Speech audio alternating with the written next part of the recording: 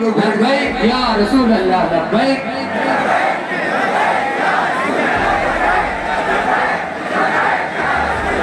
تمہارے علاقوں کو اکھاڑ پھینکنے اور اس کو بے گھر کرنے کی ایک ہی سازش ہوتی ہے کہ یہ غلامان امت محمدیہ میں کوئی شیر بیدار نہ ہو جائے. اسرائیل جیسی ظالم طاقت کو قتل تو کر لیا لیکن رات کی نیند اور چین ابھی بھی بیکار ہے، کیونکہ انہیں اندازہ ہے اس بات کا کہ ان میں ایک بھی زندہ باقی رہ گیا تو کل کا وہ صلاح الدین بن سکتا ہے. لیکن آج تاریخ 800 سال کے بعد بھی سناٹے دار تھپڑ مار کر کے بتا رہی ہے جس کو تم یہاں سے بے گھر کرنے کی کوشش کر رہے تھے اللہ نے اسے ایسا بادشاہ بنایا. تمہاری حکومتیں 5 سال کے بعد ڈھیل ڈول ہونے لگتی ہیں اور اس مرد قلندر کی حکومت 800 سال سے چل رہی ہے، وہ بھی گردنوں پر نہیں لاکھوں دلوں پر حکومت قائم ہے. کیا بات ہے سبحان. ہلدوانی میں مفتی محمد سلمان اظہری رات اس جگہ پر آئے تھے جہاں کچھ وقت پہلے بڑی آبادی کو بے دخل کرنے کی کوشش سے تنازع کھڑا ہوا تھا. وہاں مجاہد چوک پر اصلاح معاشرہ کانفرنس میں بطور چیف گیسٹ سلمان اظہری نے لمبی تقریر کی. جھوپڑیوں کو اجاڑنے پر خواجہ غریب نواز کی مثال دی، یہ کہتے ہوئے کہ سرکاریں 5-5 سال کی ہوتی ہیں، آتی ہیں اور چلی جاتی ہیں، لیکن دیکھ لو جن کی جھوپڑی ہٹانی چاہیے تھی ان کی 800 سال سے دلوں پر حکومت قائم ہے. مفتی سلمان اظہری نے یہ بھی کہا کہ مسلمانوں خوف نہ کھانا. فلسطین کی بات کرتے ہوئے اسرائیل پر برسے اور بڑی بات کہہ گئے. تڑکے تک چلے اس کارکرم میں پہلے آپ سلمان اظہری کی جوشیلی تقریر سنیے، پھر یواؤں کا ان کے لیے جوش دیکھیے. الحمدللہ الحنان المنان الذي خلق الانسان وعلمه البيان والصلاة والسلام على رسوله سيد الانس والجان وعلى آله وأصحابه ذوي الخير والإحسان. أما بعد فأعوذ بالله من الشيطان الرجيم. بسم الله الرحمن الرحيم. قل إن كنتم تحبون الله فاتبعوني يحببكم الله ويغفر لكم ذنوبكم والله غفور رحيم. صدق الله مولانا العظيم. بارگاہ رسالت معاف صلی اللہ تعالیٰ علیہ وسلم نے ایک بار درود پاک کا ہدیہ پیش کریں. اللہم صلی علی سیدنا و مولانا محمد معدن الجود والکرم وآلہ واصحابہ الکرام وابنہ الکریم وبارک وسلم صلاة دائمة سرمدا ابدا. آج ہلدوانی کی تاریخ میں ایک عظیم سماع روحانی مشن کی طرف سے قائم کی ہوئی روحانی مجلس میں ایسا لگتا ہے ہوا کا موسم بتا رہا ہے وہ زلف اپنی لہرا رہے ہیں. سواری طیبہ سے چل پڑی ہے حضور تشریف لا رہے ہیں. وہ آئیں گے آتے ہوں گے ابھی آئیں گے، وہ آئیں گے آتے ہوں گے ابھی آئیں گے، یہی سوچ کے ہم نے محفل کو سجا رکھا ہے. عزیزان گرامی اوقات، ہمارا انٹروڈکشن تو صرف اتنا ہی ہے جو دنیا آج ہمیں پہچانتی ہے.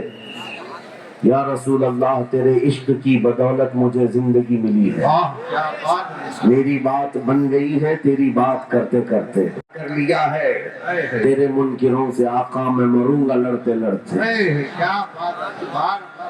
بڑی عجیب بات ہے، میں آپ حضرات کے درمیان یہاں آیا، علاقے کی جغرافیت معلوم کرنا میری عادت رہتی ہے.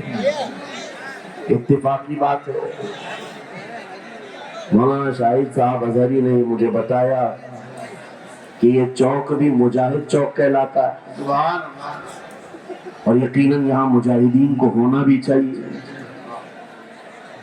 اور شاید 17 نمبر بھی ہے کچھ جو ہمارے بدر کی تاریخ بھی ہے.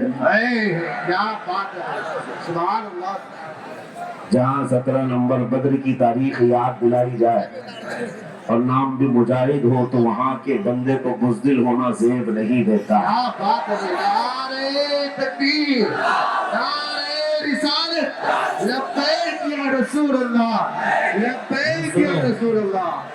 اے سنی نوجوانوں، آپ کے اس جلسے پاک میں آنے سے قبل ڈاکٹر سمیع صاحب نے مجھے یہ حالات بھی سنائے اور بتا رہے تھے کہ یہاں کس طرح کی واقعات اور خرافات بھی چل رہی ہیں، لیکن ساتھ میں ایک افسوسناک خبر یہ بھی ملی کہ ایک اتنا بڑا گنجان آباد علاقہ جس پر ظالموں کی بری نظر لگی ہوئی ہے اور وہ تمہارے گھروں سے تمہیں بے گھر کرنے کی کوشش میں لگے ہوئے ہیں، ایک بات یاد رکھو، میں آج کے اس منبر سے انہیں پیغام دے کر کے جاتا ہوں، اسرائیل مل کر غزہ کو کچھ نہیں کر سکا۔ قتل کرنے کا مطلب فنا کرنا نہیں ہوتا۔ اسرائیل جیسی ظالم طاقت جس کے پاس سپر پاور طاقتیں پیٹریوٹ میزائل بھی ہیں، دادا امریکہ ساتھ میں کھڑا ہوا تھا، یورپی یونین ساتھ میں کھڑی ہے اور نہتے کنکریاں لے کر کھڑے ہونے والے بچوں کا مقابلہ کر رہے ہیں، اور ایک دو نہیں 10,000 سے زیادہ قتل بھی کر ڈالے، بچوں کو مار بھی دیا، لیکن پیٹ نہیں بھرا، ڈر ختم ہی نہیں ہوا۔ قتل تو کر لیا لیکن رات کی نیند اور چین ابھی بھی بیکار ہے، غارت ہے، کیونکہ انہیں اندازہ ہے اس بات کا کہ ان میں ایک بھی زندہ باقی رہ گیا تو کل کا وہ صلاح الدین بن سکتا ہے، تاریخ دہرائی جا سکتی ہے۔ تمہارے علاقوں کو اکھاڑ پھینکنے اور اس کو بے گھر کرنے کی ایک ہی سازش ہوتی ہے کہ یہ غلامان امت محمدیہ میں رسول پاک صلی اللہ تعالیٰ علیہ وسلم کی اس امت میں کوئی شیر بیدار نہ ہو جائے۔ میرے عزیزو، اپنی ویلیو سمجھو، اپنی حیثیت سمجھو، جب تمہارے ساتھ بری نظر لگ جائے تو تمہارے عروج و ارتقاء کی منزلیں شروع ہو جاتی ہیں۔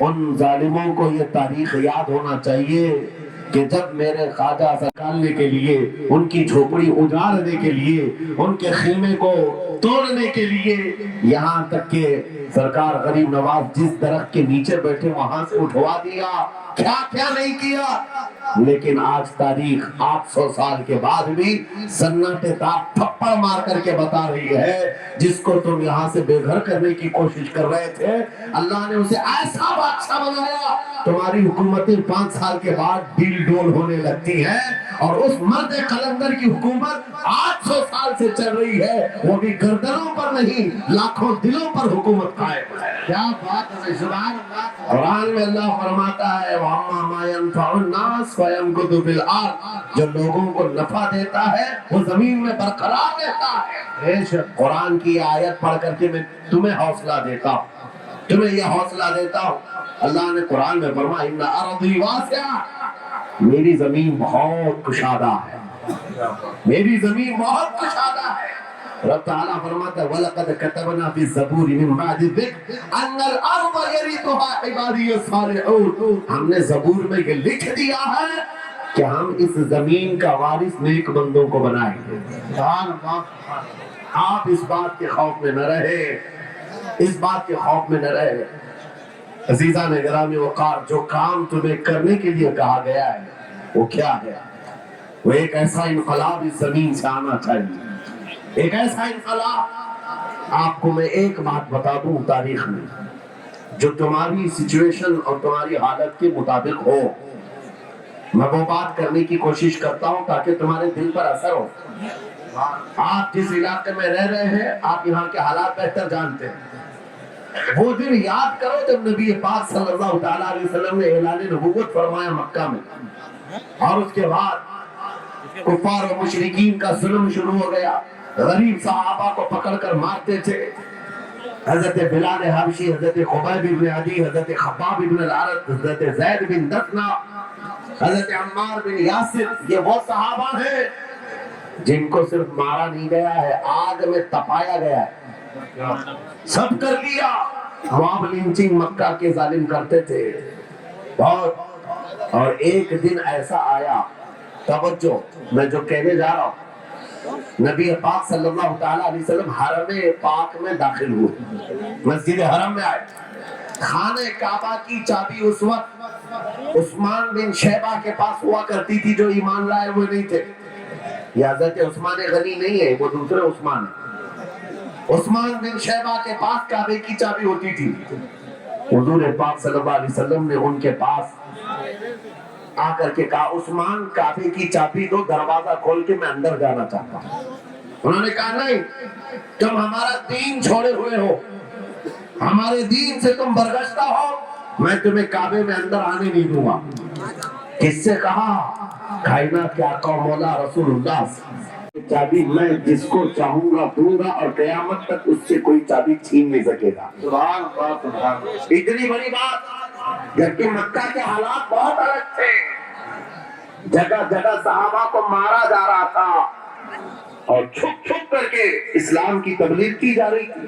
اس زمانے میں میرے آقا فرماتے ہیں عثمان یہ چابی ایک دن میرے ہاتھ میں ہوگی کعبے کی میں جسے چاہوں گا عطا کروں گا اور پھر قیامت تک اس سے کوئی چابی نہیں چھین سکے گا. یہ حدیث پاک میں موجود ہے.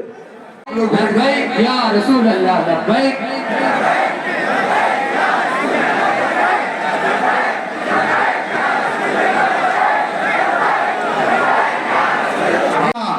لبیک یا رسول اللہ.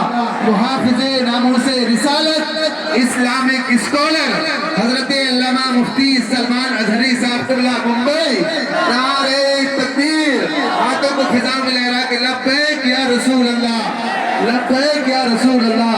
حضرت تشریف لا رہے ہیں آواز کو بلند کریں لبیک یا رسول اللہ لبیک یا رسول اللہ. عشق محبت عشق محبت عشق محبت عشق محبت بستی بستی قریہ قریہ بستی بستی قریہ قریہ خلیفہ حضور تاج الشریعہ حضرت علامہ مفتی سلمان اظہری صاحب قبلہ ممبئی نعرہ تکبیر لبیک یا رسول اللہ. بلند آواز سے لبیک یا رسول اللہ. ہاتھوں کو اٹھائیں اب بلند آواز سے بولے لبیک یا رسول اللہ لبیک یا رسول اللہ لبیک یا رسول اللہ. محافظ ناموس رسالت